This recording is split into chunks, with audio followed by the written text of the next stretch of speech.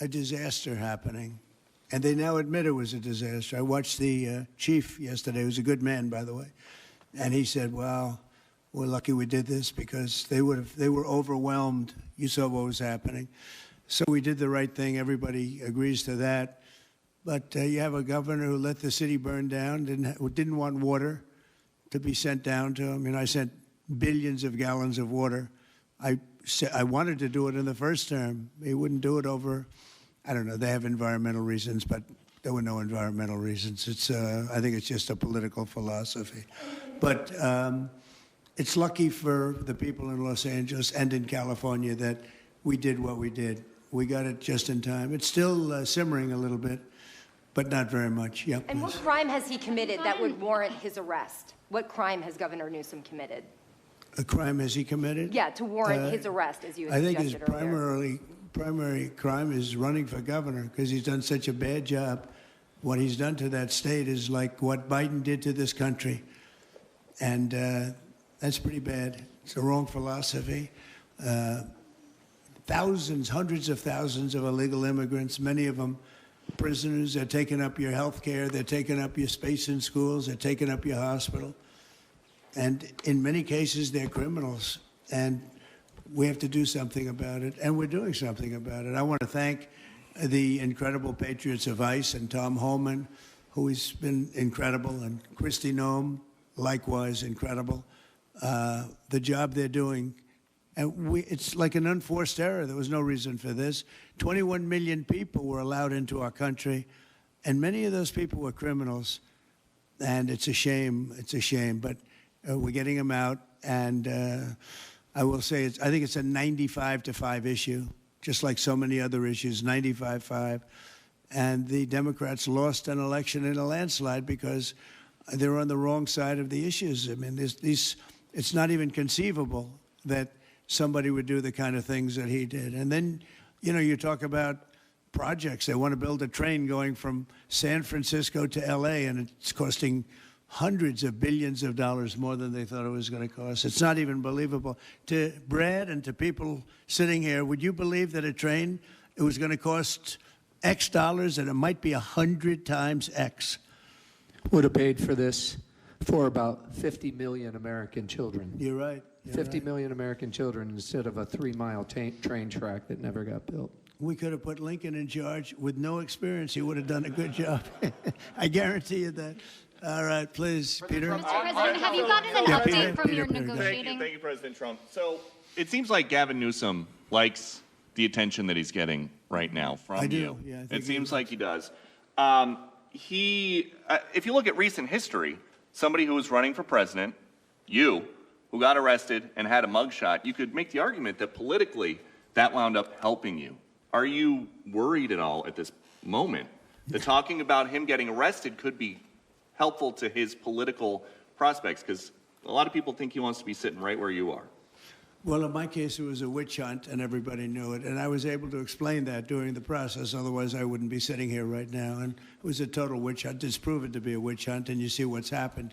In his case, it really is very obvious. You look at what's happened between the fires, I could name 10 things right now. We talk about the trains. We talk about all of the costs in California. You talk about all of the people that are flowing in, destroying life for everyone else. So no, I don't think it's going to help him. I think it's actually very bad for him. And right around the time that we were walking in here, the governor and the state attorney general said that they're going to sue you for sending the National Guard in. They're saying there's no invasion, there's no rebellion. The president is trying to manufacture chaos and crisis on the ground for his own political ends. Federalizing the California National Guard is an abuse of the president's authority under law. Well, it's interesting. You watched the same clips as I did. Cars burning all over the place, people rioting. And by the way, we stopped it. We were able to make it much better, but it still looked pretty bad. And in watching clips last night, people were saying this is really a big problem. And until we went in, if we didn't do the job, that place would be burning down just like the houses burned down. They were in big trouble last night, Peter. You know it. And the night before, and the night before that. And I feel we had no choice. I don't want to see happen what happened so many times in this country. I watched Minneapolis burn Look at what happened in so many different parts of California. You take a look at what happened in San Diego. There's so many different places where we let it burn. We want to be politically correct. We wanted to be nice. We want to be nice to the criminal. And what you're doing is destroying the fabric of our life in this country. No, we did the right thing. We've been given credit by people that I would least suspect. Why I would say that some of the people that came in and said, thank goodness, they said, some of them, thank God that Trump got involved. And I'm very happy I got involved. And I think Gavin, in his own way, is probably happy I got involved. Yeah, go ahead, Peter. What do you make of the fact that he says, you want a civil war on the streets of America? No, it's just the opposite. I don't want a civil war. A civil war would happen if you left it to people like him. And I liked him. You know, I always got along with him. Never had a problem with him. But he's grossly incompetent. Okay. In London. Have you gotten an update from your team in London negotiating? What? Louder. Have you gotten an update from your team in London negotiating the China trade talks? We are doing well with China. China's not easy, just like your home country is not easy there. I think we're doing very well. They're over there now. I'm only getting good reports. It's a little early, but they'll be calling in soon. In fact, probably when I get back, I'll have my first call from them. We want to open up China. And if we don't open up China, maybe we won't do anything. But we want to open up China. It'll be a great thing for China, a great thing for the rest of the world.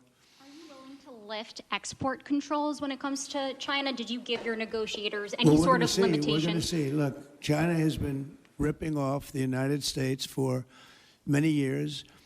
Nobody charged them 10 cents. No president had the courage to charge China for whatever reason. They didn't want to do it. I took in hundreds of billions of dollars. I put on tariffs on China when I got in first term. And we took in hundreds of billions of dollars. And then I did it again, but I did it for a lot of others. If you look at the stats, the deficit last month was cut in half. Everybody was shocked. I wasn't shocked. I think a lot of the people at this table weren't, because they saw the billions of dollars that were pouring in, and the tariffs hadn't even started yet, just about. They weren't cars. They were in some countries at a very minor level. And we cut the deficit in half, and it was a big story a couple of days ago. They said, I don't believe, one of the announcers on a business network went wild, said, I can't believe these numbers. Those numbers are good. The numbers are going to be very good. I think we're going to have a great 4 years. You know, we had the greatest economy in history during my 4 years. I think this one's going to blow it away. Yeah.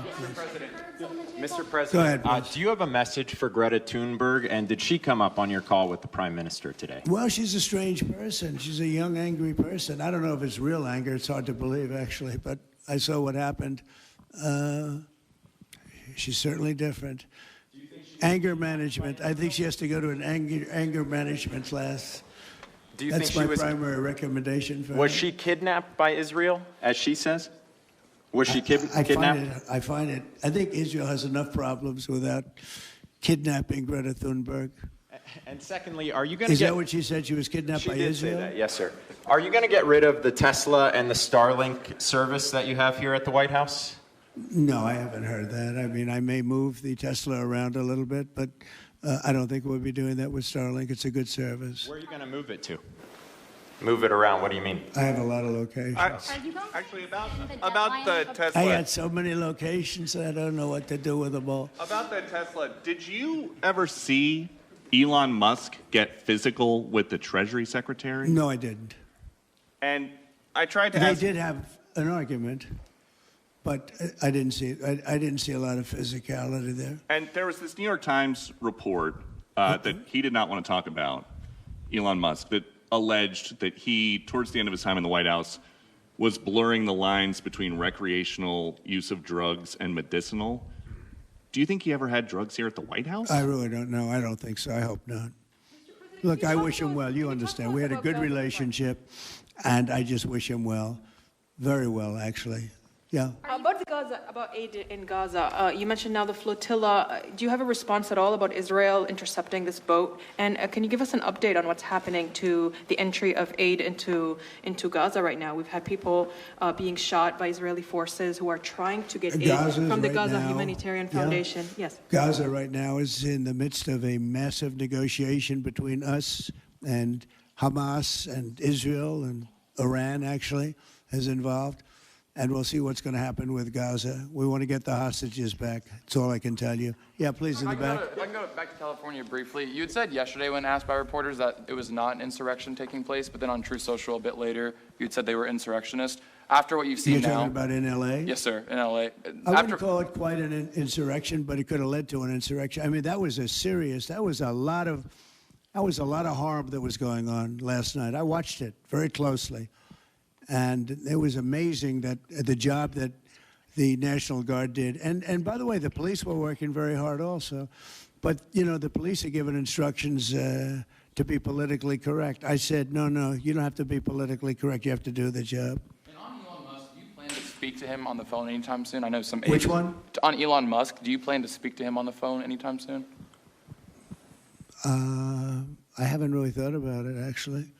I would imagine he wants to speak to me. I would think that. If I were him, I'd want to speak to me. And maybe he was already called. You'd have to ask him whether or not he's already called. But I'd have no problem with it. If he calls you, pick up and speak to him? Well, I don't want to say that, but I would imagine he'd want to talk to me. You were supposed to get a Yeah, please. You were supposed to get a counter proposal from Iran today.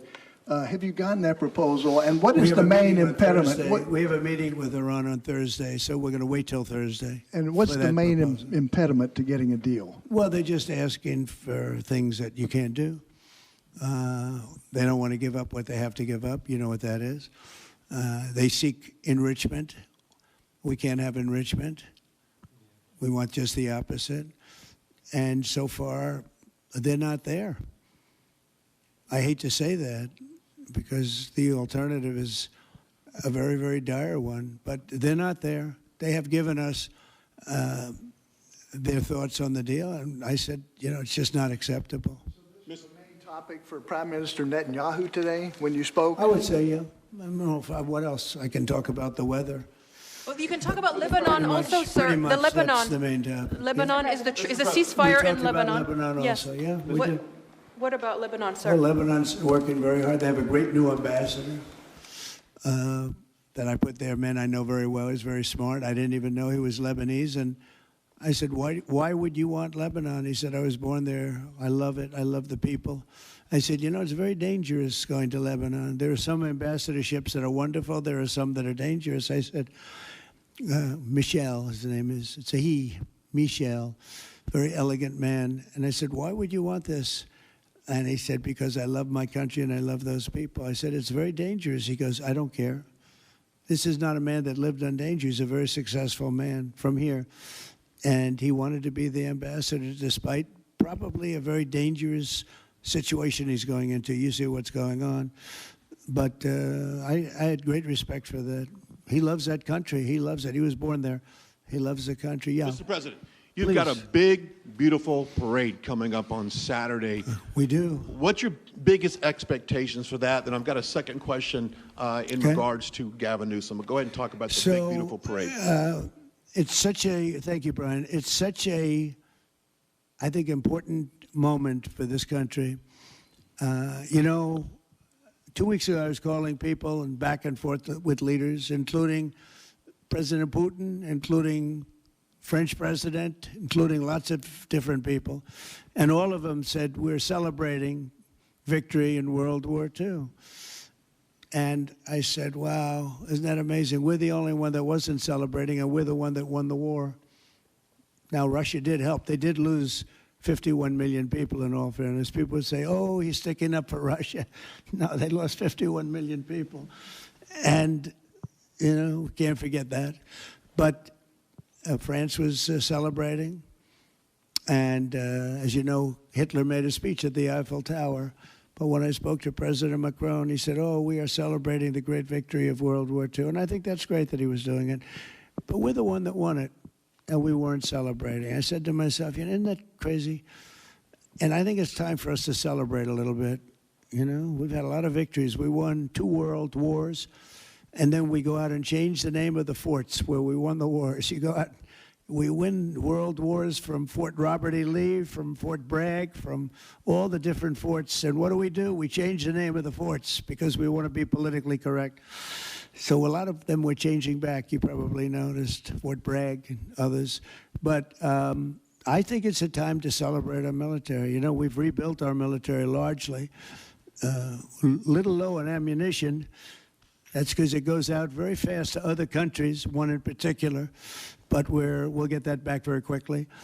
But we have a military the likes of which nobody has. Nobody comes close. We have the best equipment in the world. We make the best equipment in the world. There's no military like our military. We showed that with ISIS. I was told by the television generals it would take 4 years to win, and we did it in 3 weeks. And it was headed by General Raisin Kane, who's now the chairman of the Joint Chiefs of Staff. He's great. Just left him. No, I think it's time that we celebrate. And I sort of have to laugh at these people. Well, you know, you're going to spend a lot of money. A lot of that money is being paid for by me and people that make donations. I don't know if you know that. A lot of it won't even come out of the military. I think I can say that, Susie, right? We have people putting up money to do it. Not that it's necessary, because I think it's a great expenditure. We have many tanks. We have all sorts of new ones and very old ones, old from World War I and World War II. It's really a celebration of the Army. So the Army is a year older than the country. So next year we celebrate 250 years, but we're celebrating the Army on Flag Day. And it's not my birthday. It is my birthday, but I'm not celebrating my birthday. I'm celebrating Flag Day. It happens to be the same day, so I take a little heat. But Flag Day is the appropriate date. And we're celebrating 250 years of the Army, a great service.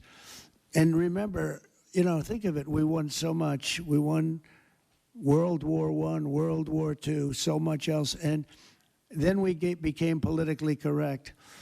But I can only tell you that I was told that ISIS would take anywhere from 4 to 5 years, and we did it in 3 weeks. You were there, you watched, right?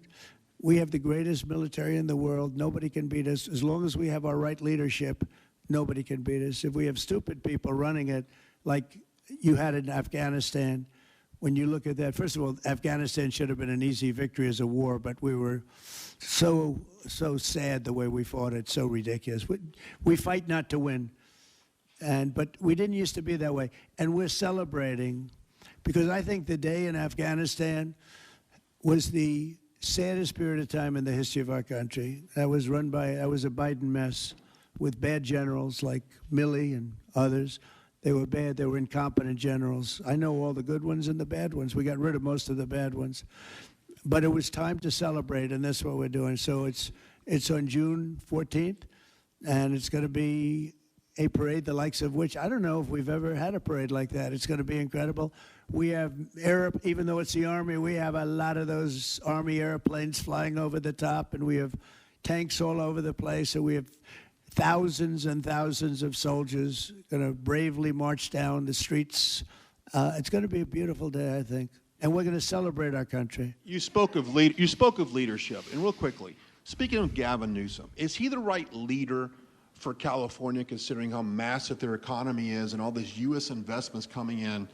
Is he the right governor and leader for the future of California and for U.S. investments? I don't think he is. I mean, I think he's done a terrible job. And, you know, he's a guy, I always got along with him. You look at his past statements about me. I was a great president. I always took care of California, you know, all that.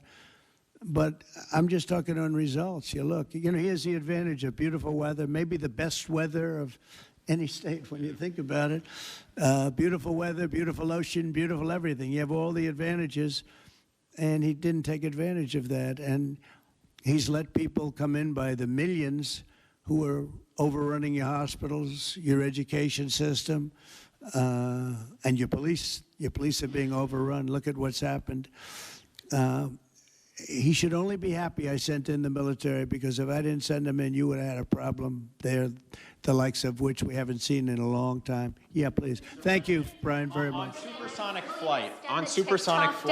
Supersonic? Yes, sir. I know you just signed an executive order on it. Do you want to see a supersonic Air Force One in the next 10 years or so?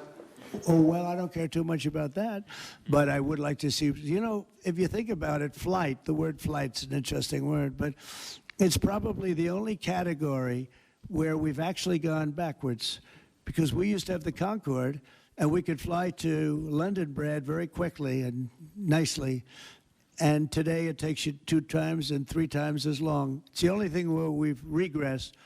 By the way, the Concorde, to my way of thinking, to this day, Michael, because you're very much into aesthetics, I know, but to this day was one of the most beautiful pieces of art I've ever seen. It was a piece of art, the beauty of the Concorde. It was the most beautiful plane, but it was got you there in half the time. Now you spend a lot of time, and there's no reason for it. Because, they have the sonic boom. It's not a huge problem, but they have the sonic boom thing pretty well figured out.